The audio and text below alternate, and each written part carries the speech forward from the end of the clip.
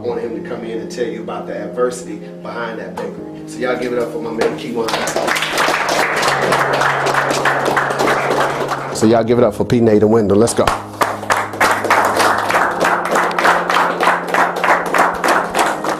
You can bring an NBA guy in here, such as Rasheed Wallace, who I've known for 22 years. But I know him personally. They only knew Rasheed Wallace, the basketball player. And I just told them, when you come in, just let it all go. The beautiful thing about the real speakers,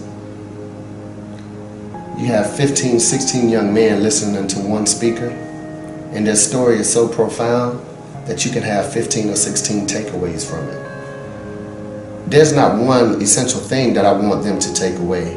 I want them to take away something that they can apply to their lives and make their lives better. Anyone can go on YouTube and read a book on how to be successful, but if it doesn't resonate, then it's irrelevant. I wanted guys that were really raw, that would come in and tell their heartfelt stories and allow that to resonate to our young men, because a lot of those young men can identify because they come from underprivileged, dysfunctional, no father, whatever the case may be. My journey is one with a lot of trials, tribulation. I started hustling when I was in the 10th grade. And so, not even 2 years out of high school, on the way back from New York, I got busted on a Greyhound with a half a key of coke. And so, I wound up doing 42 months in prison. I changed my life, man. I cut off every negative person out of my life. Every negative person. So take advantage of all this educational, y'all. Real talk, I can't stress that enough. Not only as student athletes, but as black men. On everything. Y'all read the news, y'all see what's happening in the news out here to us right now, man. We targets. It's like back in the days, back in them early 1900s, we targets, man. We a threat. But we don't see it like that. We just see it as living.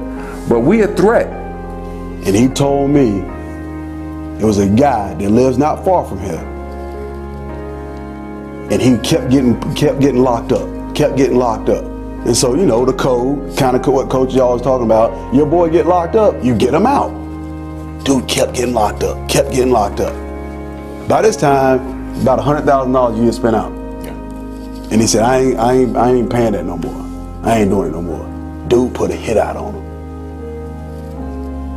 It took me about 6 months to get adjusted to just being a square, just going to work and just doing the right thing. But I said, I ain't going back to prison. And so I started working a little bit.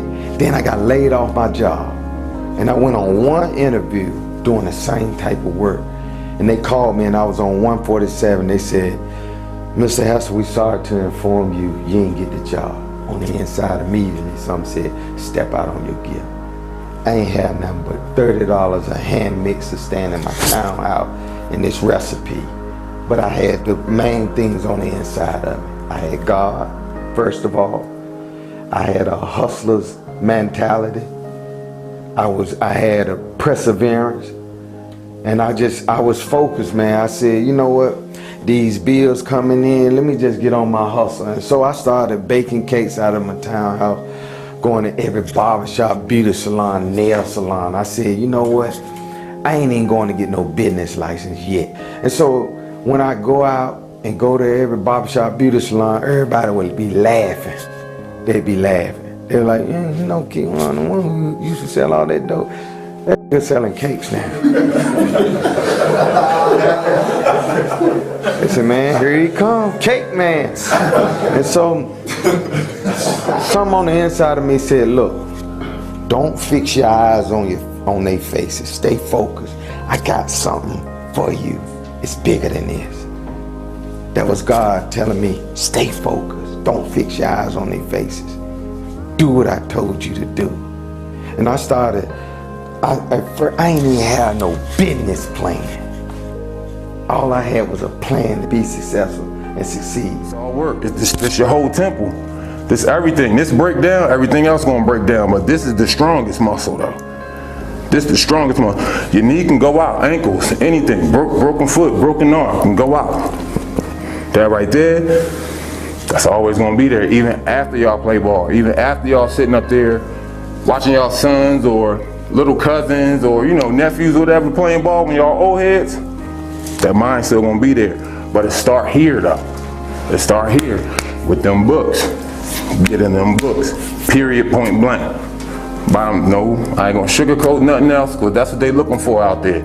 I think Coach Mullen did an excellent job of choosing speakers he did this year, such as Rasheed Wallace when he came in and talked to us about being selfless and playing for our teammates and playing as a family and just like bonding together, like spending most of our time together. Like he told us about if we was in class sleeping, if you see one of your teammates sleeping, just nudge him and wake him up, tell him to get in his books and stuff like that. And so I said, what is it that you want? He said, man, I need to get my life right. Now at the time, what I didn't know is he had came back from Atlanta to get his clothes because some people were after him. And he said, I said, well, so what do you want to do? He said, man, I want to get right. I want to give my life to the Lord. I said, all right. So we prayed. He said, what you want me to do now? I said, I want you to come back Sunday, volunteer. I want to see where his heart is. It's kind of like when y'all doing all this running and I know the storm thing that y'all do. Coach trying to see where your heart is. Trying to see where your I want to see where his heart was, because people come and tell me stuff all the time, every day. Every day, man, I want to do this. Man, I want to do that. And I said, you know what? I'm going to see if you're willing to sacrifice. Just like I know, because I've been around, before you get uniforms, before you get gear, Coach want to see how much you're going to sacrifice. So that's what I did with him. I said, come back Sunday. What time you want me to be here? Be here at 8. I ain't going to get at 8:30. I just want to test his heart. 8 o'clock, he there. We had 3 services at the time. Stayed the whole time. What you want me to do? Come back tomorrow. You gonna work tomorrow? No, I'm off on Mondays, but you come back. Find something to do. Came back Monday. Came back Tuesday. Came back Wednesday. Came back Thursday. Came back Friday. This went on for 3 months. And so after 8 years of just grinding and hard work, I went and met with this place called Tycon Properties. They had a spot right there in that location in Sutton Station. And it was a bakery, but they had closed down. So I said, that's my spot. I had a couple friends, and it's crazy how friendships develop. Sometimes God would develop the friendships at the right time. And so these friends was like, you know, I told them what I was trying to do, and both of them was like, look, man, we believe in you. I said, whatever you need, champ, whatever you need to hold or whatever, we got you, man. Just let me know what you need. And so they stood on their word. They looked out for me, and I opened up that storefront February 2012 without going to the bank. The main thing I took away from Keijuane is just his passion and his desire and what he was doing. Just the constant fight and struggle he had to go through, you know, turning his whole life around from doing what he know, which is, you know, hustling. He took that to a whole nother level by putting the business behind it. And his drive and just, you know, changing the people he around, just blocking out all the negativity. And people that wasn't doing any good, he had to just leave those people behind. And I just got from that, like, sometimes you gotta leave those people alone, you know, and just surround yourself with a new crowd and a new environment of positive people who wanna do good and wanna see you do good as well. When they stabbed me up, you know what I'm saying, kept stabbing me up, had me for like 2 hours, went through the process. My son, my girl walked in, I told them to run so they won't shoot in their direction. Boom, they took me out the back door, pillow guns, like, look, I'm gonna kill you, you don't get the money. I was like, all right, I'm ready, let's do it. You know what I'm saying? I was talking about it, let's do it. So they let me go, boom, got to Duke. Duke did an x-ray of me, my first stab wound.